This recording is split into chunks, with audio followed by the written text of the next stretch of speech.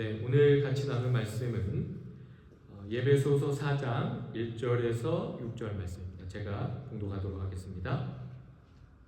그러므로 주 안에서 갇힌 내가 너희를 권하노니 너희가 부르심을 받은 일에 합당하게 행하여 모든 겸손과 온유로 하고 오래 참음으로 사랑 가운데서 서로 용납하고 평안에 매는 줄로 성령이 하나 되게 하신 것을 힘써 지키라. 몸이 하나이요 성령도 한 분이시니 이와 같이 너희가 부르심의 한 소망 안에서 부르심을 받았느니라. 주도 한 분이시요 믿음도 하나이요 세례도 하나이요 하나님도 한 분이시니 곧 만유의 아버지시라. 만유 위에 계시고 만유를 통일하시고 만유 가운데 계시도다. 아멘. 2016년 미국에 있는 퓨 리서치 센터에서 조사가 하나 있는데요. 미국 교회, 미국에 있는 사람들, 성도들이 교회에 출석하는 사람들의 49%가 새로운 교회를 적극적으로 찾아본 경험이 있다는 연구 조사가 있었습니다. 그러니까 미국 성도들 중에 거의 반절이 다른 교회를 찾아본 경험이 있다는 것이죠. 네. 물론 그 연구 조사에 의하면 직장이나 또 혹은 이사 때문에 교회를 옮기는 경우도 있었지만, 그러나 상당히 많은 이유가 교회 안에서의 갈등, 또 사람 사이의 관계 문제 때문이라는 연구 조사가 있었습니다. 제가 여러분들에게 질문 하나 드리도록 하겠습니다. 교회 생활하면서 가장 어려운 것이 무엇이라고 생각하시는지, 여러분들은? 어떤 분들은 봉사일 수도 있고요. 어떤 분들은 전도라고 말할 수도 있을 것입니다. 그러나 교회 생활을 오래 해본 사람들 중에 상당수가 이렇게 말한다고 합니다. 사람이 어렵습니다. 사람을 이해하고 저 사람 내가 어떻게 대해야 되는지 너무 어렵습니다. 사람을 대하기 어렵다는 말을 합니다. 왜냐하면 교회는 서로 다른 사람들이 모인 공동체이죠. 생각도 다르고 성격도 다르고 살아온 배경도 다릅니다. 그래서 교회 안에서는 때때로 오해도 생기기도 하고 갈등이 생기기도 하죠. 그리고 그 갈등 때문에 교회를 옮기기도 하고 떠나기도 합니다. 그렇다면 질문이 하나 생깁니다. 그렇다면 어떻게 하면 교회가 하나됨을 유지할 수 있을까? 교회 공동체 안에서 관계의 갈등은 해결할 수 없는 문제인가? 오늘 본문이 그 질문에 대한 답을 우리에게 보여줍니다. 오늘 본문 1절을 보시면 이렇게 시작되죠. 그러므로로 시작됩니다. 접속사로 시작됩니다. 우리가 계속 제가 예배소서 말씀을 전하면서 예배소서 1장부터 3장 그리고 4장부터 6장이 나눠져 있다는 말씀을 드렸습니다.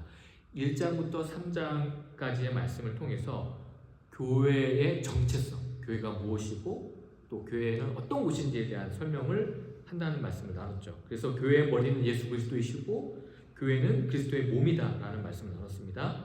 그리고 교회는 십자가로 하나 된 공동체이며 하나님의 성령으로 거하시는 공동체이다라는 말씀을 나눴습니다. 그리고 지난 시간에는 우리는 사도 바울이 교회를 위해 무릎 꿇고 기도하는 모습도 살펴봤습니다.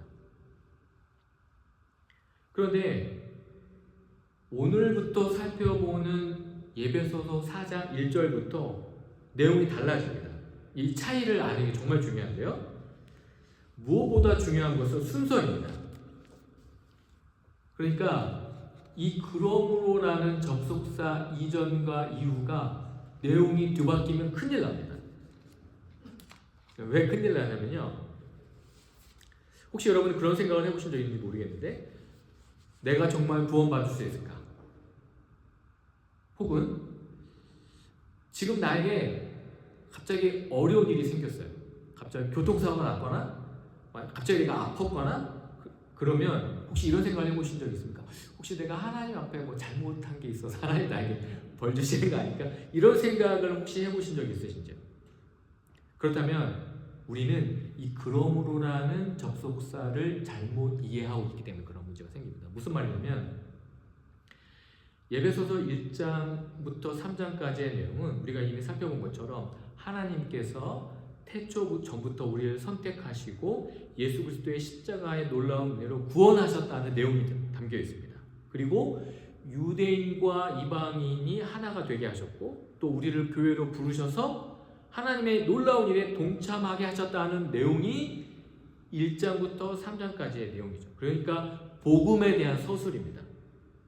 그리고 이 하나님의 이 놀라운 복음의 은혜를 깨닫고 믿는다면 4장부터 6장까지는 그 은혜에 합당한 삶을 살아야 한다는 내용이 4장부터 6장까지의 내용이죠. 그래서 1장부터 3장은 서술어로 끝납니다. 다로 끝나요. 뭐뭐 합니다. 뭐뭐 다. 이런 식으로 끝나요. 그런데 4장부터 6장까지는 어떻게 끝나냐면 뭐뭐 해라로 끝나요. 뭐뭐 해라로 끝납니다. 그러니까 명령으로 끝나는 것이죠. 즉 은혜를 받은 이후에 그 은혜에 합당한 삶을 살라는 것이죠. 이것이 뒤바뀌면 큰 문제가 생깁니다. 그러니까 왜 문제가 생기냐면 내가 열심히 교회 생활하고 헌금하고 봉사하면 구원받고 천국 간다고 생각되기 때문이죠. 이게 순서가 바뀌면 안 됩니다. 이것이 바로 복음과 타 종교의 차이입니다. 타 종교는 내가 노력해서 구원을 얻습니다. 하지만 기독교는요, 내가 노력해서 구원받는 것이 아닙니다. 오직 은혜로 구원을 받고 그 은혜를 받았기 때문에 그 합당한 하나님 나라의 백성의 삶을 살아내어야 하는 것이죠. 그래서 그러므로라는 접속사가 중요한 것입니다. 그래서 사도 바울은 접속사 그러므로를 통해서 한 가지 중요한 질문을 던집니다. 은혜를 받은 교회는 어떻게 살아야 하는가? 오늘 그 본문에 대한 그 질문에 대한 답이 오늘 본문에 나와 있는데요. 오늘 본문 1절인데요. 그러므로 주 안에서 갇힌 내가 너희를 권하노니 너희가 부르심을 받은 일에 합당하게 행하여 라고 말씀합니다. 여기서 우리는 그러므로라는 접속사가 가진 신학적 의미를 앞에서 제가 자세히 설명드렸습니다. 만약 이 설명이 없다면 지금 사도 바울의 상황을 이해할 수가 없어요. 왜 그렇습니까? 여러분, 사도 바울이 어떻게 말씀하고 있죠? 감옥에 있다고 말씀하고 있어요. 왜 감옥에 있습니까? 복음 때문에 감옥에 있습니다. 그럼에도 사도 바울이 예배소 성도들에게 이렇게 편지를 쓰면서 말할 수 있는 이유는 사도 바울은 복음의 은혜를 알고 경험했기 때문입니다.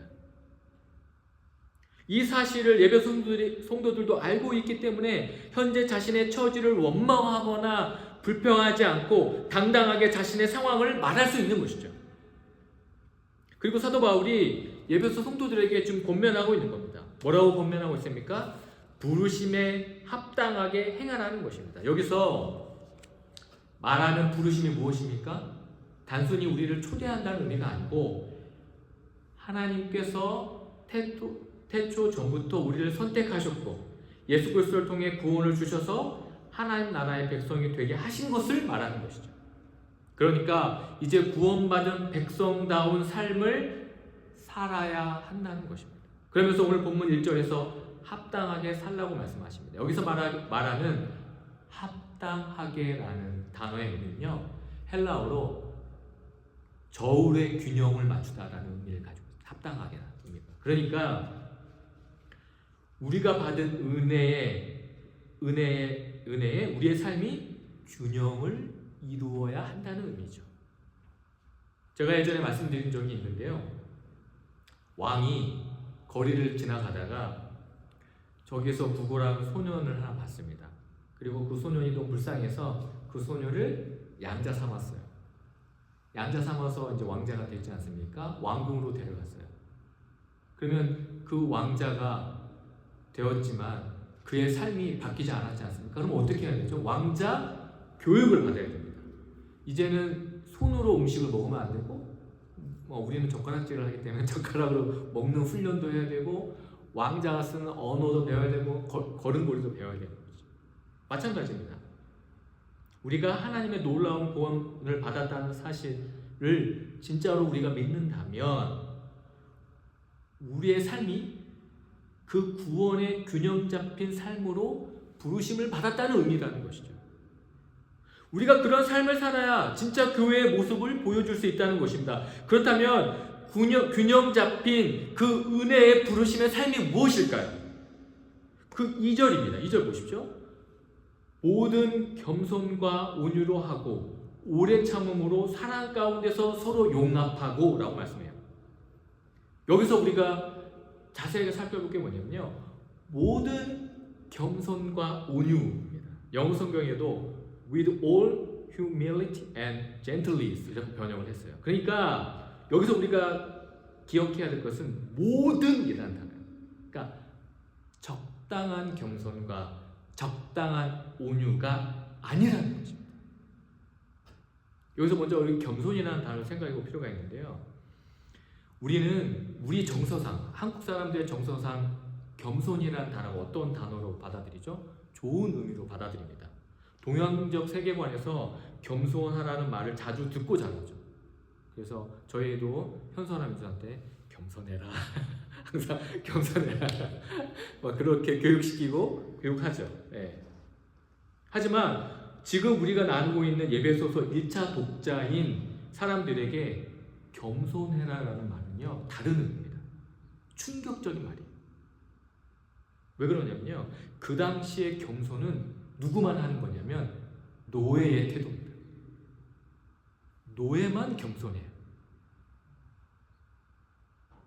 그 당시 사회 분위기는요, 명예, 지위 이걸 되게 중요시했어요.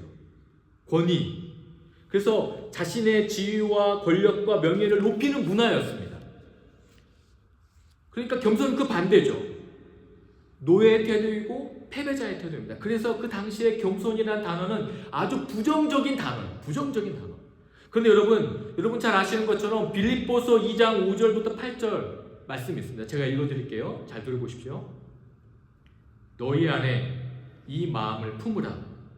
곧 그리스도 예수의 마음이네. 그는 근본 하나님의 본체시나 하나님과 동등됨을 취할 것으로 여기지 아니하시고 오히려 자기를 비워 종의 형체를 가지사 사람들과 같이 되셨고 사람의 모양으로 나타나사 자기를 낮추시고 죽기까지 복종하셨으니 곧 십자가에 죽으십니다.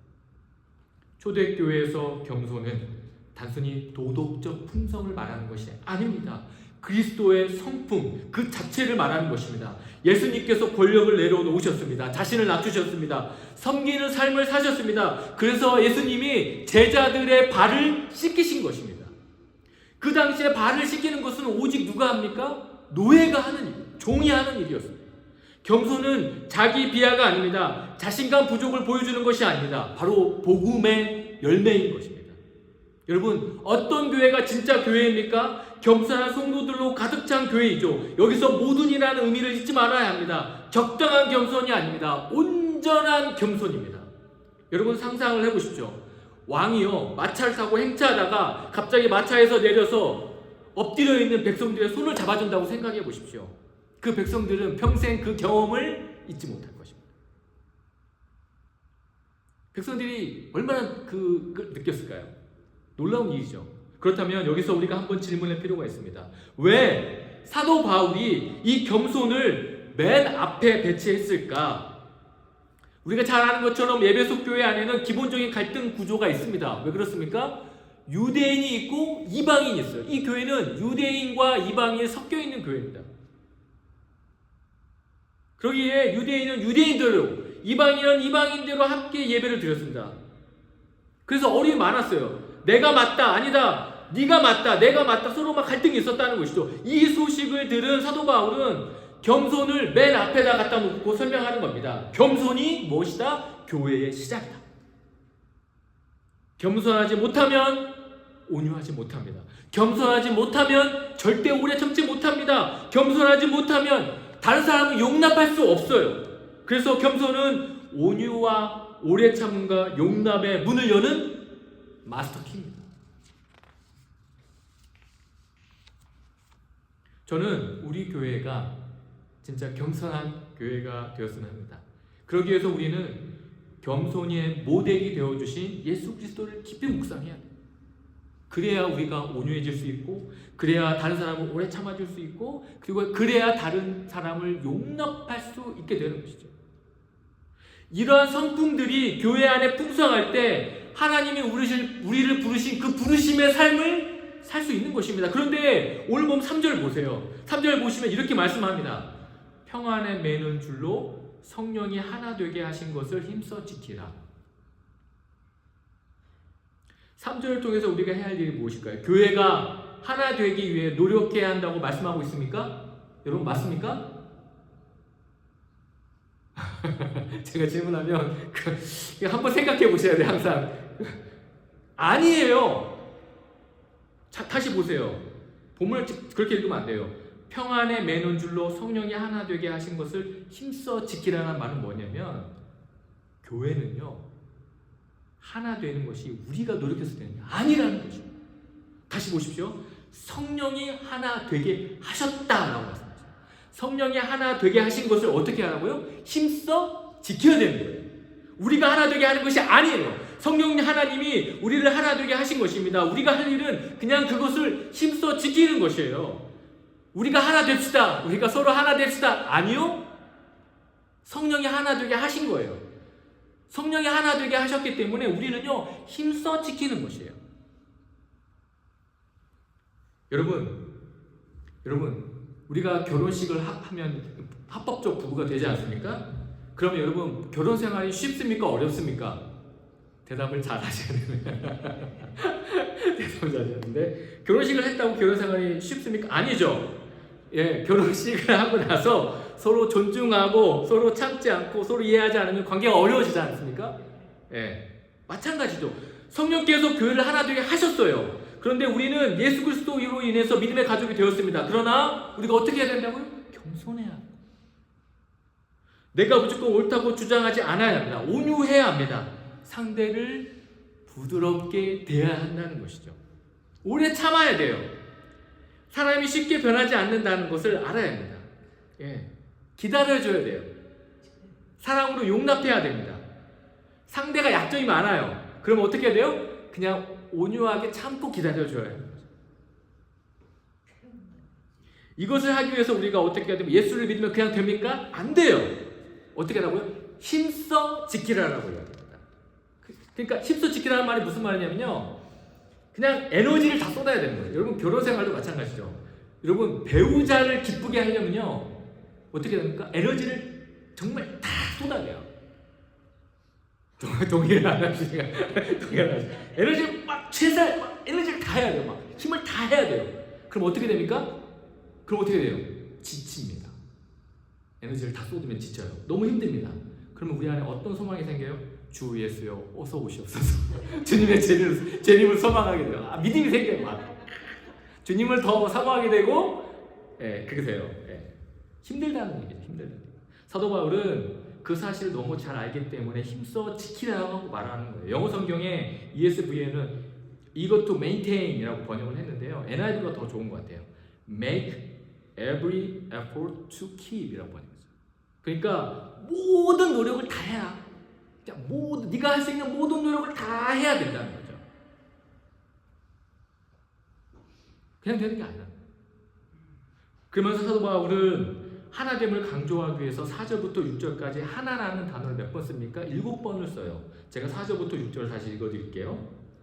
몸이 하나이요 성령도 한 분이시니 이와 같이 너희가 부르심의 한 소망 안에서 부르심을 받았느니라. 주도 한 분이요 믿음도 하나이요 세례도 하나이요 하나님도 한 분이시니 곧 만유의 아버지시라. 만유에 계시고 만유를 통일하게 하시고 만유 가운데 계시도다. 여러분 교회는요 한 몸이고 성령도 한 분이고 우리가 가진 소망도 하나입니다. 우리가 섬기는 주님도 한 분이시고 우리가 믿는 복음도 하나이고 우리가 받는 세례도 하나예요. 그리고 우리의 모든 아버지인 하나님도 한 분이라고 오늘 본문이 강조하고 있습니다. 그래서 교회가 하나가 될 수밖에 없는 것입니다. 그러므로 여러분 오늘 우리가 이 말씀을 통해 한 가지 질문을 해야 되는 것이죠. 나는 교회의 하나됨을 지키는 사람인가? 아니면 교회의 하나됨을 어렵게 만드는 사람인가? 여러분, 교회의 하나됨은 목회자의 노력으로 되는 게 아닙니다. 운영위원회의 노력으로 되는 게 아니에요.